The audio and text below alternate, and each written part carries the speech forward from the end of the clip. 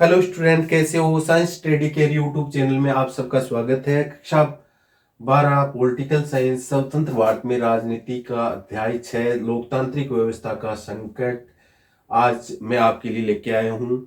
अगर आपको वीडियो अच्छा लगे या जो कमियां हैं तो वो कमेंट के द्वारा मुझे ज़रूर बताएं।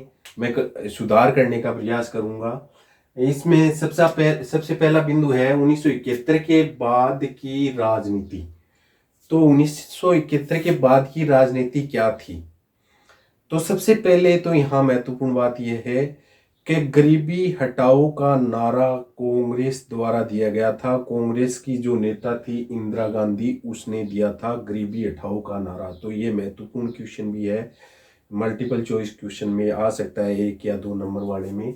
इसके बाद में विपक्ष ने एक इसके प्रतिपक्ष में नारा दिया, इंदिरा हटाओ का नारा। ये विपक्ष ने दिया, यानी कांग्रेस के विपक्ष में जो भी पार्टी थी उन सब ने इंदिरा हटाओ का नारा दिया।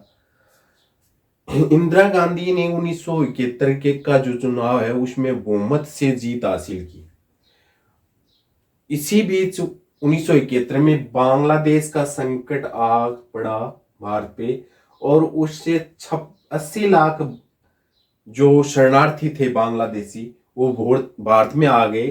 तो भारत में आने से भारत की जो अर्थव्यवस्था है वो डगमगा गई, चरमरा गई। अर्थव्यवस्था पर बोझ बढ़ गया। अमेरिका ने भारत को सहयोग देना बंद कर दिया और महंगाई इतनी बढ़ गई। ये 1973 में महंगाई की जो प्रतिशत दर है वो 23% बढ़ गई और 1974 में ये बढ़कर 30% हो गई, यानी महंगाई बहुत ज्यादा बढ़ गई। 1971-72 में मानसून असफल रहा, यानी मानसून असफल रहने से खाद्यान्न की जो पैदावार थी उसमें गिरावट आ गई, यानी खाद्यान्न की जो उत्पादन की रेट है उसमें 8% की गिरावट आई। बेरोजगारी बढ़ गई, औद्योगिक विकास की दर कम हो गई। सरकार ने खर्चा कम करने के लिए जो सरकारी कर्मचारी थे उनके वेतन में क्या कर दी? कटौती कर दी। इन सब मुद्दों को लेकर गैर कांग्रेसी पार्टियों ने इसका बहुत ज्यादा विरोध किया और कुछ मार्क्सवादी समूह है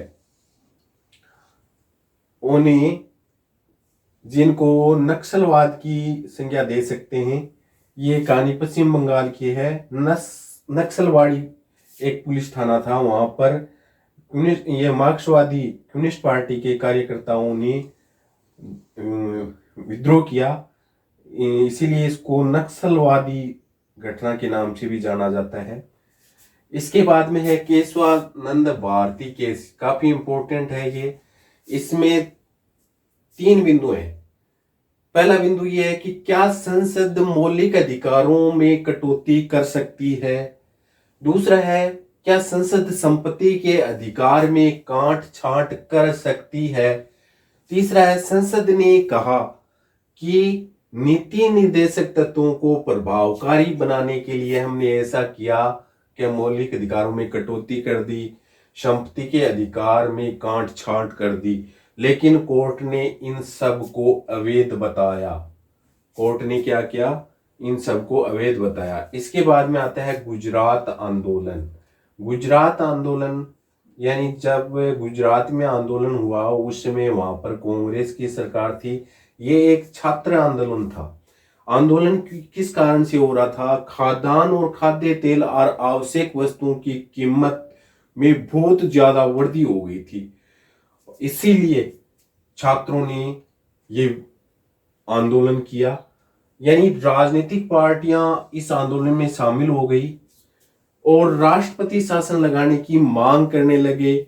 मोरारजी देसाई जो ओल्ड कांग्रेस से रिलेटेड थे, उन्होंने कहा कि जब तक दोबारा चुनाव नहीं होंगे मैं भूख हड़ताल पर बैठ जाऊंगा, यानी चुनाव करके ही माने चुनाव में कांग्रेस हार गई। ऐसा ही एक आंदोलन बिहार में हुआ। बिहार में भी उस समय क्या थी? कांग्रेस की पार्टी थी। ये देखो, गुजरात और बिहार आंदोलन में कुछ बिंदु समान है।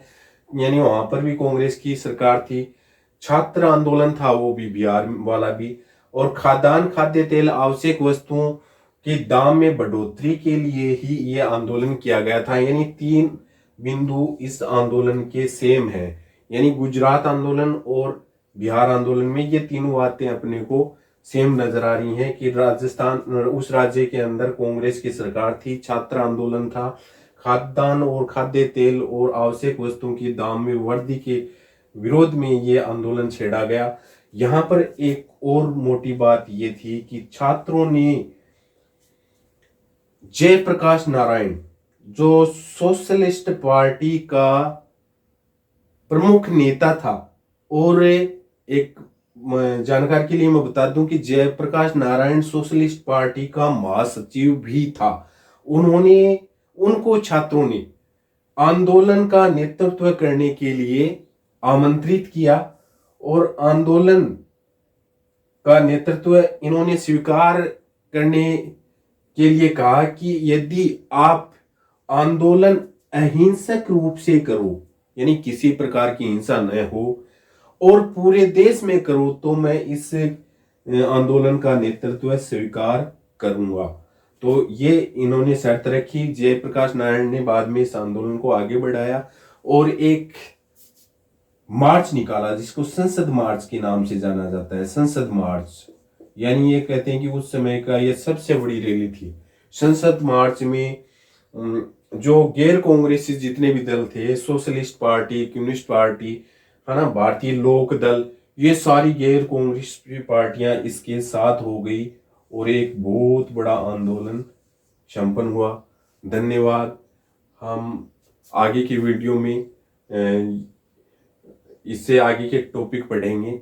इससे पहले मैं आपको बता दूं कि अगर आपको मेरा वीडियो पसंद आए तो लाइक शेयर करें, कमेंट करें, मुझे बताएं। जो कमियां हैं उनको मैं दूर करूंगा। और साथ में ये भी बता दूं कि आप मेरे चैनल को लाइक शेयर सब्सक्राइब जरूर करें और कमियां बताते रहें, जिससे मैं आगे के वीडियो में उसमें सुधार कर सकूं। और साथ में एक बात और बताना चाह रहा हूं कि इस वीडियो के अंत में डिस्क्रिप्शन में मैं आपको एक गूगल फॉर्म का लिंक दूंगा। उस लिंक के अंदर आपको इस अध्याय से संबंधित मल्टीपल चॉइस क्वेश्चन की एक क्विज मिलेगी, वो अवश्य हल करें आप। धन्यवाद।